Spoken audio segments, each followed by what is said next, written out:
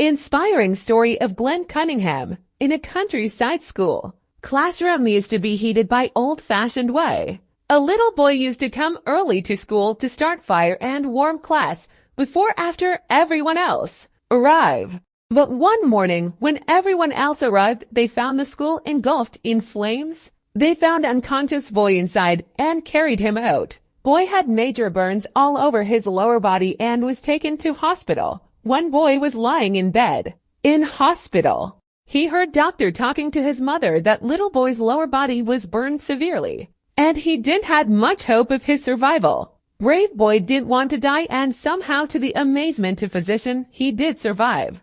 After some day, boy again listened to doctor and his mother conversation. Mother was told that because of fire, much of his lower body part flesh had been destroyed and his lower limbs had been crippled for life. Brave boy didn't lose hope and was determined to walk again, but unfortunately waist down his thin legs just dangled there lifeless. He was released from hospital and went back to home with his mother.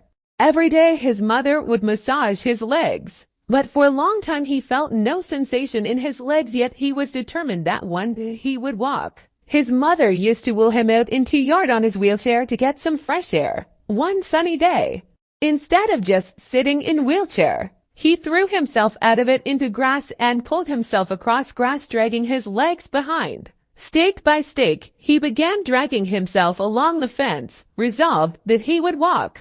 He started to work his way to fence and then wore a smooth path all around his yard beside the fence. Ultimately, through daily massage and persistence and his resolute determination, he did develop his ability to stand up and then walk haltingly.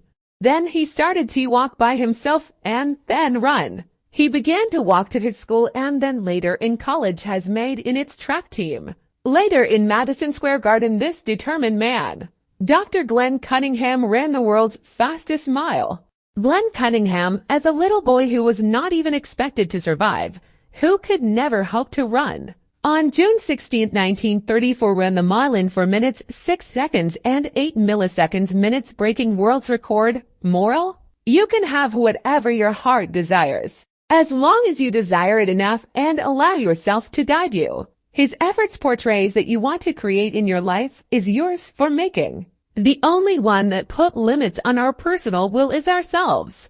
Develop and encourage your will to create, and all the forces of nature within and without will help you bring your desire to pass. This story is presented by Speak Out Learning English. Thank you for watching.